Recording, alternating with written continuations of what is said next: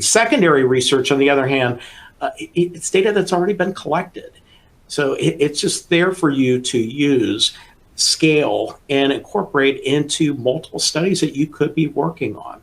Lots of data are out there, lots of data that you have access to.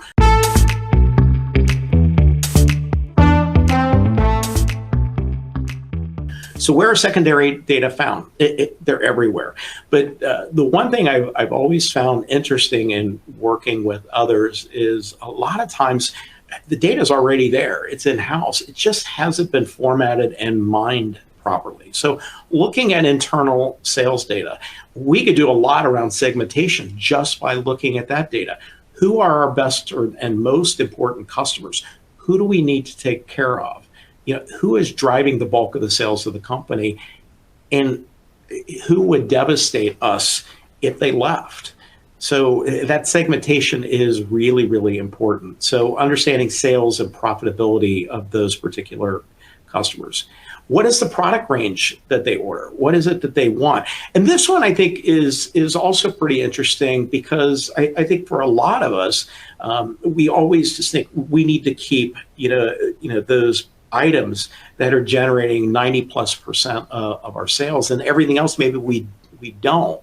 And my argument back there is, be really careful about that. Even though maybe an item doesn't sell quite as much, that item might be really important to a select group of customers. So maybe we need to keep it.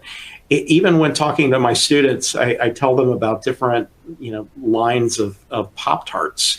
And, I've got an obscure flavor that I really, really like, but I'm also an important customer. So it might be one that we need to hold on to. Looking at the customer lifetime value is another component. How long has this customer been with us? We know that in a lot of cases when we acquire a new customer or a client, it takes a lot of effort, money, time, and the like. Have they been with us long enough to really kind of pay that back? So that's one way of looking at it.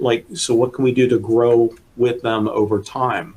Another one, though, is this somebody that is just simply looking for a deal all the time and we're really not making any money? So we're taking resources from valuable customers and, redeploying them against a business that isn't quite as profitable. Maybe we effectively fire the customer. So that's another way of looking and using at these data. Again, incredibly rich data set, but sharply underutilized. Where else can I find data? Certainly, and I'm not going to go through the entire list here, but a lot of syndicated services are available, some with a cost, some with, quite a bit of cost, some that are frankly free that you can look through.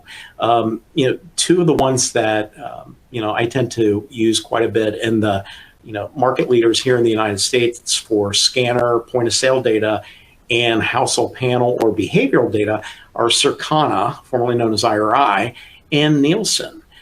They provide tremendous information to help us understand sales, market share, who's buying, the behavioral characteristics around the buying behavior. They do a really good job.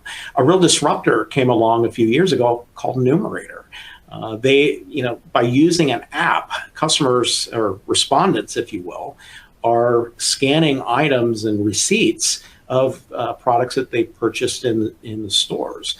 Now, Numerator does provide them with some sort of a small reward, but Numerator has created a business that generates well over $1 billion a year in selling that information back to leading manufacturers and to retailers to help them understand the behavior at a pretty granular level.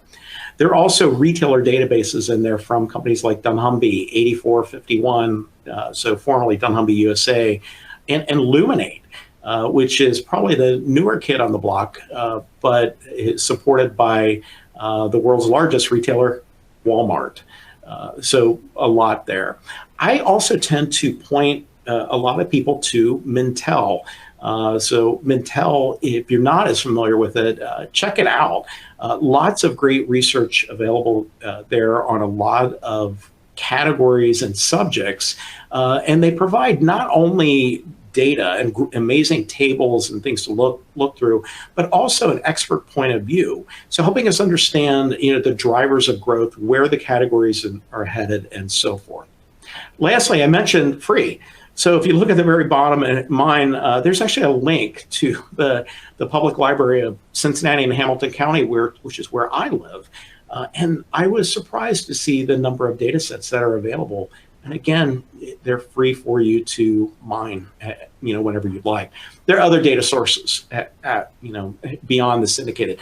The U.S. Census, if you're trying to understand population trends, where are people moving to, the demographics, all those breakdowns.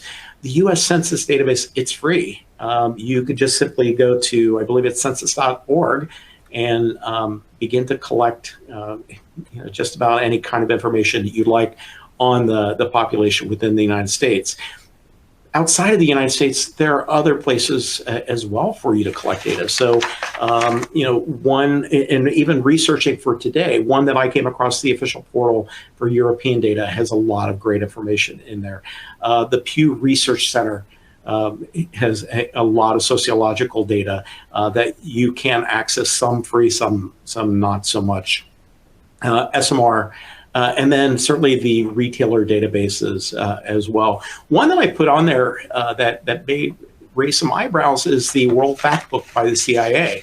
And it's not so much, I would say, please take everything literally in there, but certainly, if you want to understand some of the population behavior trends and things like that, I was actually surprised at some of the information that could be gleaned from that database. So just an opportunity, again, to look for something else.